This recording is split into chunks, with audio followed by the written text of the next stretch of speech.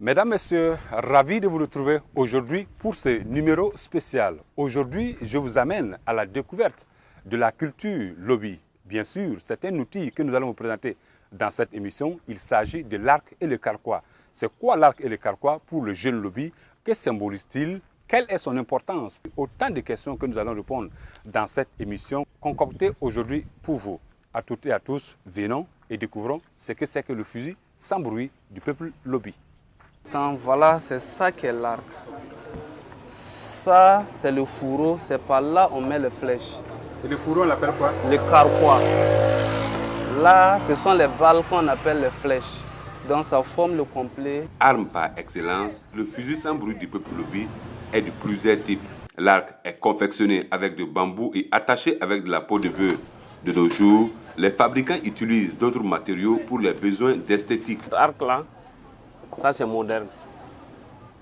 Et cet arc-là, ça c'est traditionnel, purement traditionnel.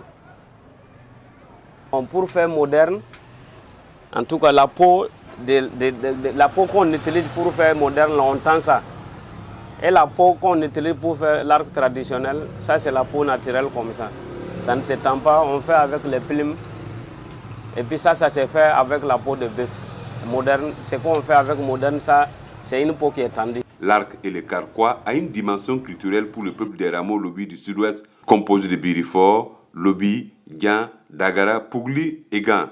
Impossible de dissocier cette arme à ce peuple du sud-ouest de Burkina. Si c'est un lobby, forcément il doit avoir ça. Pour signifier en tout cas sa tradition. Je suis lobby, je ne dois pas rentrer chez un lobby sans ça. Voilà. Bon, vous pouvez voir une autre ethnie, si on lui donne ça, voilà, ça veut dire que le combat qu'il mène, voilà, en tout cas, il est en train de faire quelque chose, il combat dans son service, dans le secteur d'activité. Pour lui montrer sa combativité, on lui donne ça, mais on n'écrit pas là-dessus. Un lobby qui n'a pas le carquois, vraiment, il n'a pas grandi dans sa famille. Il a grandi ailleurs. Il ne connaît pas sa culture.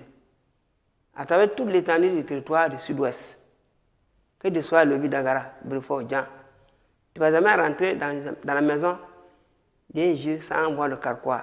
Au-delà, cette arme de guerre symbolise le courage et la maturité. C'est un attribut individuel et masculin. Par exemple, s'il y a funérailles, il l'utilise pour faire les réparations des funérailles de la personne. Si tu as un enfant, si tu le détaches de ta cour, tu le donnes à une femme, il a sa maison en part, tu dois lui donner un carquois traditionnel complet pour qu'il se défende et se garde avec, pour qu'il dise qu'il est à vous. Se défendre face à l'ennemi, le lobby utilise les flèches pour atteindre sa cible. La sorte des flèches. La flèche très empoisonnée, qui est réservée pour la guerre. La flèche qui n'est pas empoisonnée, on donne aux enfants, ils s'entraînent. Quand tu vois un jeune lobby à l'âge de 15 ans, 17 ans, il a un carquois avec des flèches qui ne sont pas empoisonnées. Il s'entraîne. Il y a des flèches empoisonnées pour la guerre, il y a des flèches empoisonnées pour la chasse. L'utilisation des flèches empoisonnées requiert un maximum de précautions. Mais bien avant, le processus d'empoisonnement suit certaines règles. C'est l'empoisonnement qui est très dangereux. C'est un arbuste qu'on utilise pour empoisonner la flèche. Et c'est par où on empoisonne? C'est par là? C'est par là, vous voyez, la partie noire, la lame là même, pas de là. Et ce poison-là, c'est une plante qu'on appelle Trophanthus sarma. Quand on empoisonne la flèche avec ça, c'est pour la guerre. Mais le poison est composé de quoi?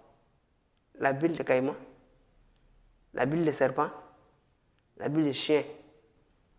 Et puis, avec cet arbuste-là, le fruit, on peut bouillir ça en brousse. Personne ne va là-bas.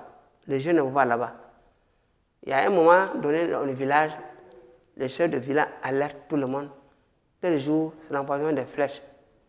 On fait des rituels d'abord avant d'y aller. On peut faire 3 jours. Chacun amène son carquois comme ça, avec cet argument. On remplit ça, on pose. Chacun vient prendre, il paye les rituels et puis il prend. Ça, c'est la guerre. Les effets d'une flèche empoisonnée sont dévastateurs. Ce genre de poison-là, c'est très dangereux. Quand on met dans ces poisons-là, même ça touche la peau, ça pourrit. Vous voyez?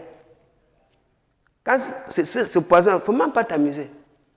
Mais si ce n'est pas rentré, ça te touche un peu, ça pourrit. La flèche et la balle, en quelque sorte. Voilà.